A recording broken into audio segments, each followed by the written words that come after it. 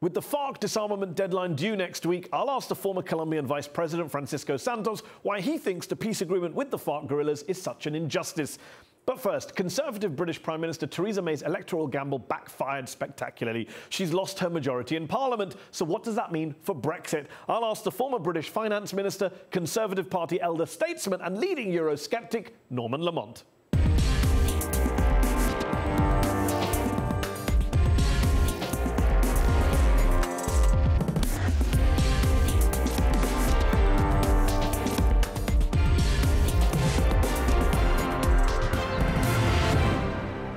Norman Lamont, thanks for joining me on UpFront.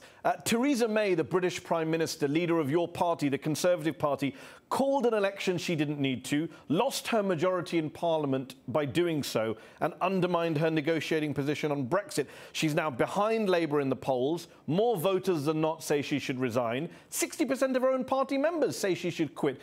Do you think she should stand down? No, I don't, because no one else won the election. Jeremy Corbyn didn't win the election. He's over 50 seats behind the Conservatives. And the fact is that the government is able to put together a voting majority in the House of Commons.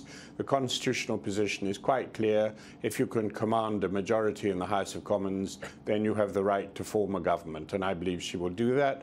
I think it's in the interests of the country that she should do that. There's no alternative available.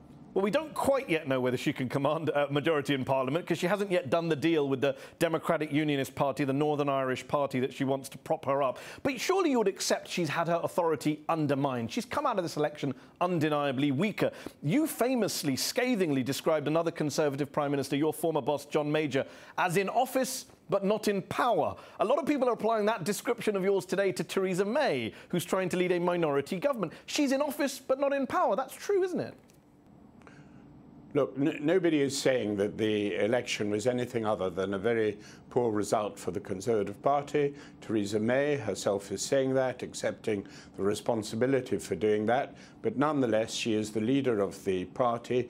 I think to change the leader of the party now would simply be to pile on the chaos on top of a situation that has quite enough uncertainty. This is an extremely serious situation, and we need a government. The country has to be governed, and this is the best alternative that is available. Against all odds, the Labour leader Jeremy Corbyn did increase the Labour vote share by the largest amount, I think, since 1945, running on a clear anti-austerity platform. Theresa May's former Chief of Staff and new Chief of Staff have both admitted that public anger over austerity measures was one of the big factors that cost the Conservatives their majority. You were one of the biggest supporters of Conservative austerity measures. Do you have any regrets? I think austerity, I mean, they're quite right that austerity was an issue in the election, but austerity is not a choice. It's not unavoidable. Call it living within your means. You can't spend money that you haven't got. The truth is that Britain still has a serious problem of indebtedness, still has a problem of a largish, although much reduced, fiscal deficit.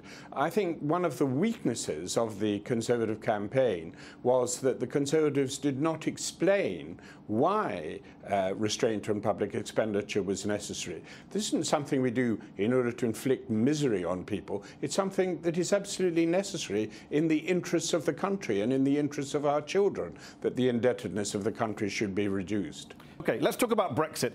Norman Lamont, today the UK is a very divided nation under a fragile minority government facing a potential political crisis days before Brexit negotiations with the EU are set to begin. Given the relative stability that the UK enjoyed before last summer's EU membership referendum, the whole idea of Brexit, of a British exit from the European Union, which you so strongly backed, is turning out to be a bit of a disaster, isn't it? It's proving to be difficult to implement. I wholly accept that, but I never thought it would be easy to implement. I still believe that it is the right thing for this country to do. You say the country is deeply divided. A country is always divided, and a country is always divided at election time.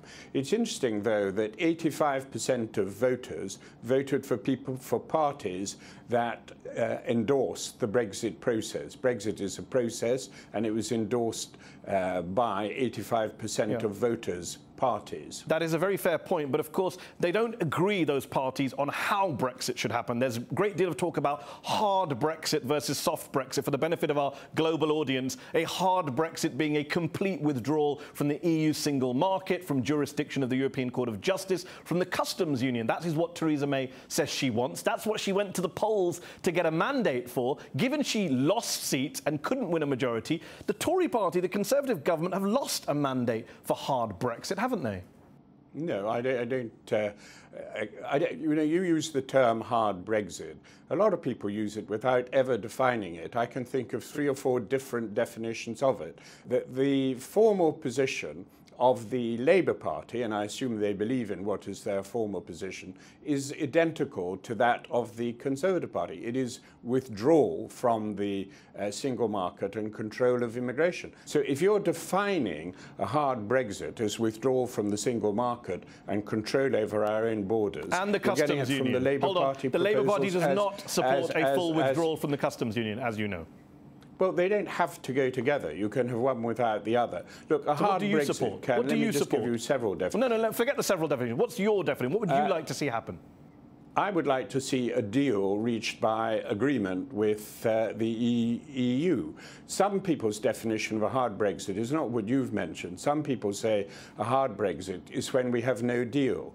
If that's a definition of a hard Brexit, it's not what I'm looking for. I'm looking for a deal by agreement in which we would have a free trade agreement.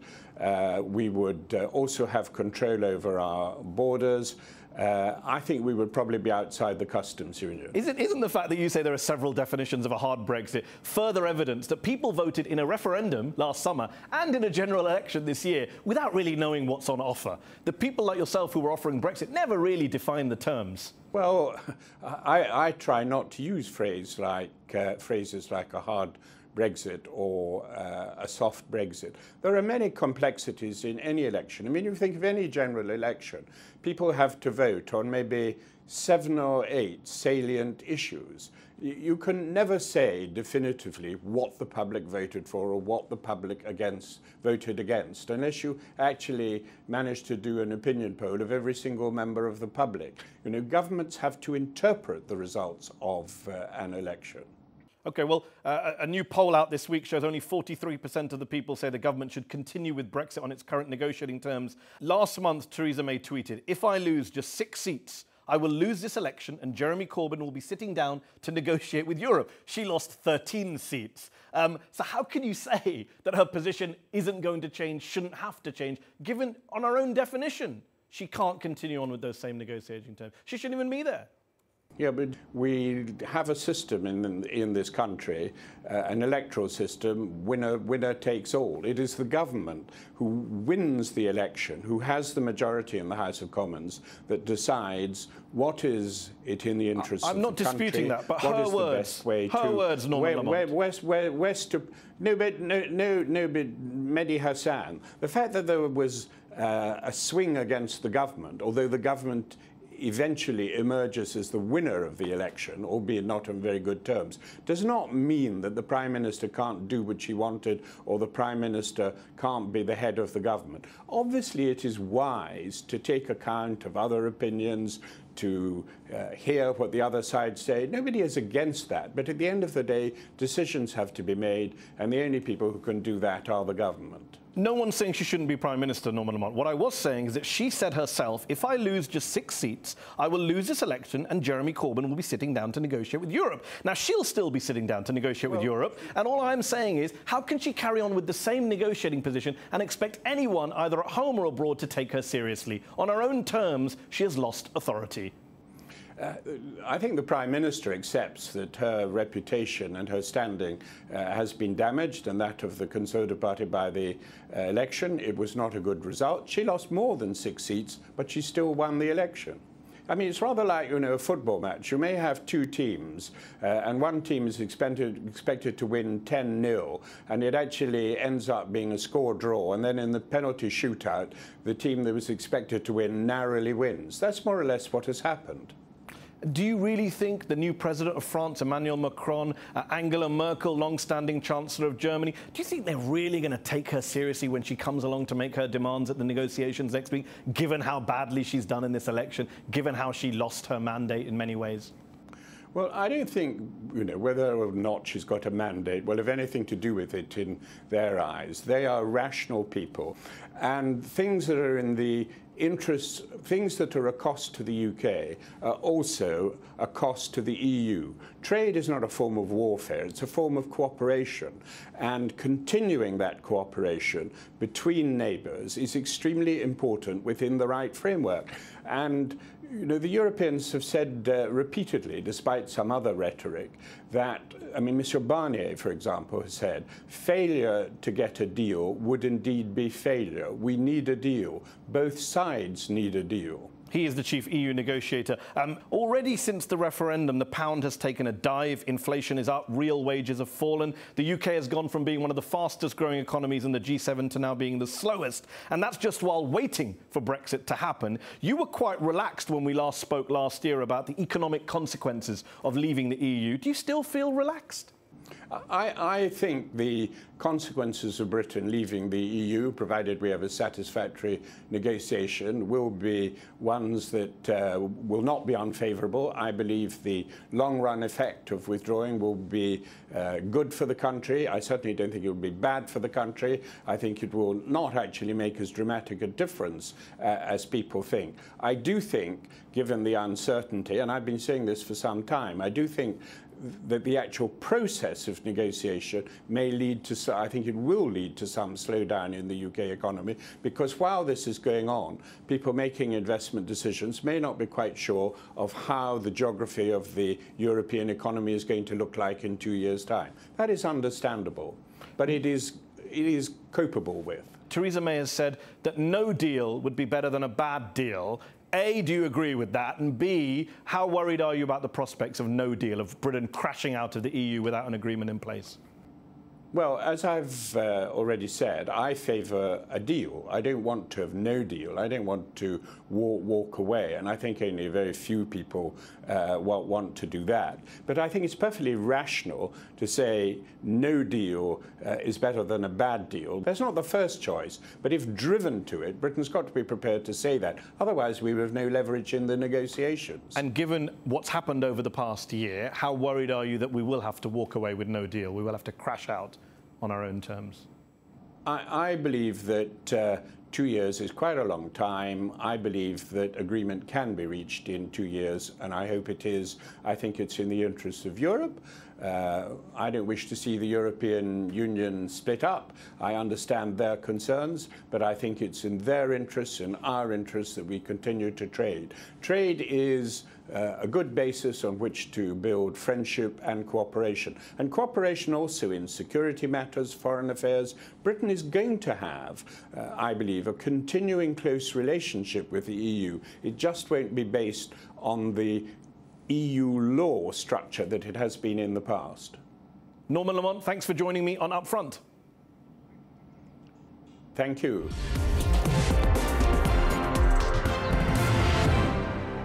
As Venezuela's political and economic crisis deepens, some are saying that socialism is to blame for the country's problems. But how well does that claim hold up? UpFront producer Ryan Coles has this week's reality check. Venezuela is embroiled in a major crisis. But don't worry, it's easy to understand, and you only need to know one word: socialism. Did socialism cause Venezuela's hell? Of course. Actually, blaming socialism for Venezuela's riches to rags story is grossly misleading.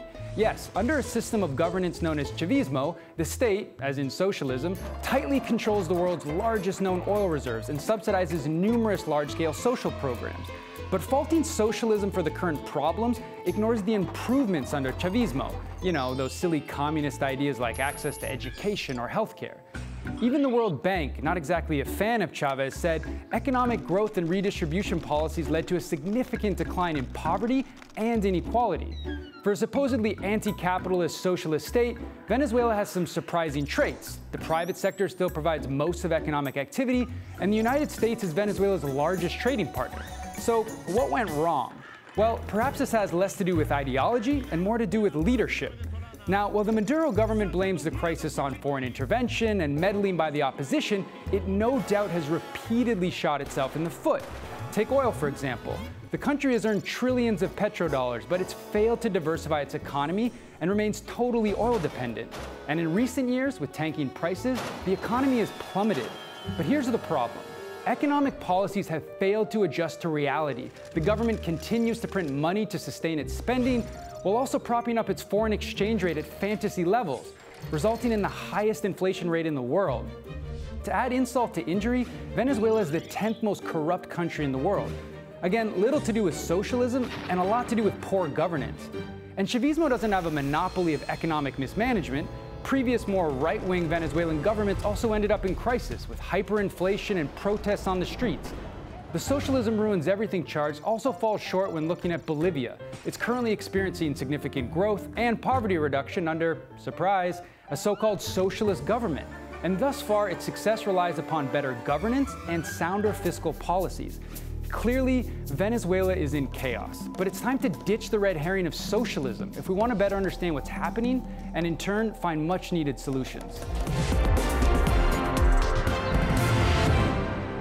Just weeks after the Colombian peace accords were rejected by the narrowest of margins in a referendum last summer, President Manuel Santos and the FARC rebel leader signed a revised agreement to end the 50-year conflict. The new deal was approved by Congress, and the FARC disarmament deadline is next week, but critics still believe it's too soft on the guerrillas. Earlier, I spoke to one of the deal's most vocal critics, former Vice President Francisco Santos. I began by asking why he opposed an agreement that has been backed by the UN Secretary-General, the European Union, the US government, and the Pope. Well, we don't oppose the peace negotiation or the peace deal. We oppose the conditions under which peace was framed. As a matter of fact, in a plebiscite, the majority of Colombians voted no. So it's not only us. We represent a large section of Colombian society that think that criminals of crimes against humanity should go to jail for a little time. We're not saying 30 years, 40 years. We said it could be 4 or 5 years. We didn't want them to go to jail, to maximum security jails. They could stay in their camps to purge the sentence. So in that sense, we didn't think it was such a tough bargain, and that's one of the things that people, if you tell me the 2 reasons why Colombians voted no, one was that they weren't going to pass a day in jail. As a matter of fact, they don't. And 2, because they were immediately, especially war criminals, go into politics.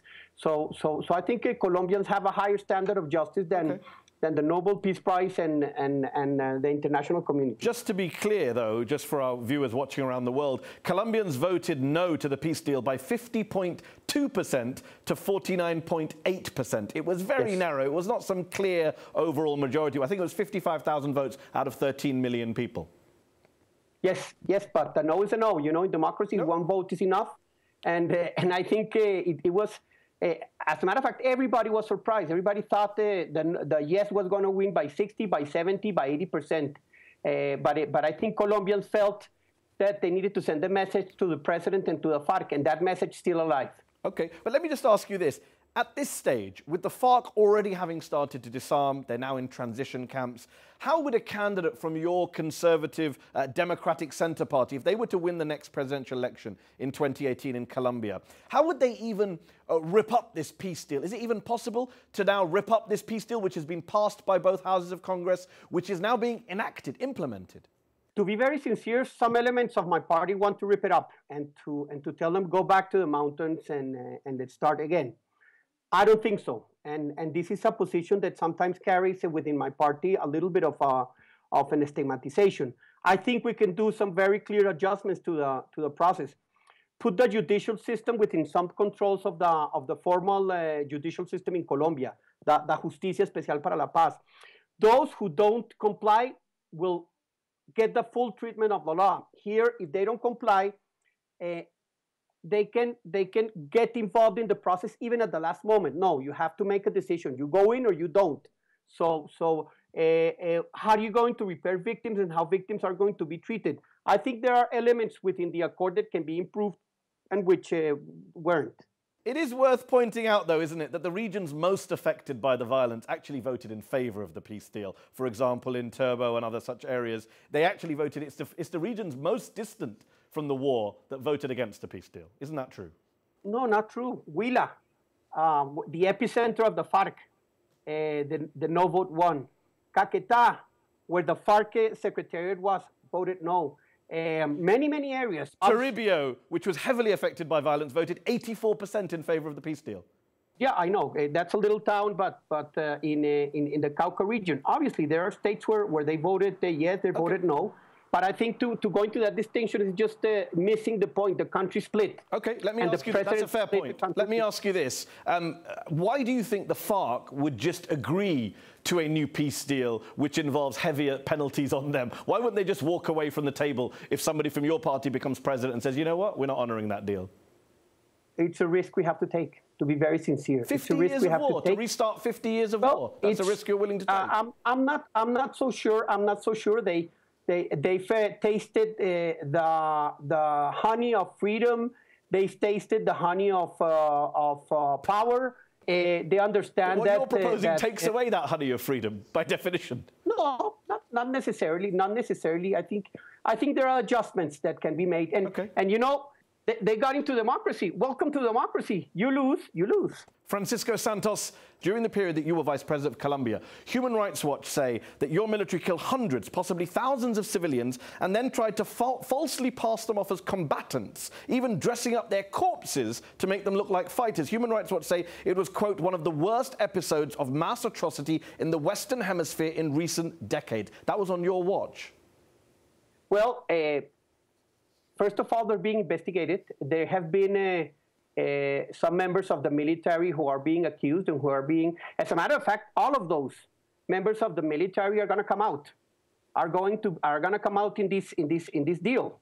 Whomever committed those atrocities in the deal with the FARC is covering all the members of the military, which we opposed. Okay. Because we said, but what about the fact that they did those crimes and you were vice president? Did you know about them? Did you know the military were carrying out these crimes at the time? As a matter of fact, I worked with the UN Human Rights Commission to do an investigation on those, and under our watch was that those started, and a lot of them were condemned, and it stopped. So yeah, when we found out that was happening, we put a stop to it. The United Nations say it was systematic. This wasn't some isolated incident carried out by rogue soldiers. The UN say it was systematic under human rights law. The 5,000 victims, 5,000. As a matter of fact, the president of Colombia right now was Ministry of Defense then. And with him, we worked very closely and we put a commission that looked into it, stopped them, fired many generals and colonels and who were involved, and put them to go into the judicial system. So sometimes mistakes happen, and when those mistakes happen, we assume responsibility. Nearly 3,000 murders recorded by 2012. In 2007, 1 in every 5 combat deaths was a false positive. That's a mistake. You know, one of the things is that part of the political war by the guerrillas was dressing guerrillas as false positives. They worked very well doing that. And what we've said is, let the judicial system work. So we put a stop into it. But I'm confused. A moment ago you said these were horrible crimes. We prosecuted the people who did it. Now you're suggesting they weren't crimes. They're all made up by the FARC. Which one is it? No, it's both. It's both. Okay, all of this, of course, was part of Plan Colombia, the US-backed strategy to militarize Colombia's role in the war on drugs, try to push the FARC back into the jungle, destroy the coca crops. But with cocaine production still rampant in Colombia, tens of thousands of deaths later, massive human rights violations, do you regret pursuing such a disastrous policy, a policy Amnesty called a failure in every respect? Not at all. If I had to do it again, I would do it again. One. Two. When we left Colombia, we left with power in 2010. The reduction in violence was dramatic. Unfortunately, the president right now took the reins of the security issues, and now we have 200,000 hectares of coca. We left it in 40,000. The business was diminishing. And unfortunately, when you have a business as big as that one, criminal organizations will use it to generate violence. So it's something that needs to be persistent in time. And yes, if you said I would do it again. And I think if we get... Well, let me put this to you. More than 57,000 Colombians are estimated to have been killed between 1994 and 2008. But you say you would do it again, despite that level of violence. Well, that's just to give you a statistic, in 2002, 30,000 Colombians were killed every year. In 2010, 15,000. So we reduced the murder rate, which is very high, and I have to agree, it's very, very, very high, by 50%. That means that our security policy saved at least 150,000 lives. Francisco Santos, thank you very much for joining me on UpFront. Thank you very much. That's our show. UpFront will be back next week.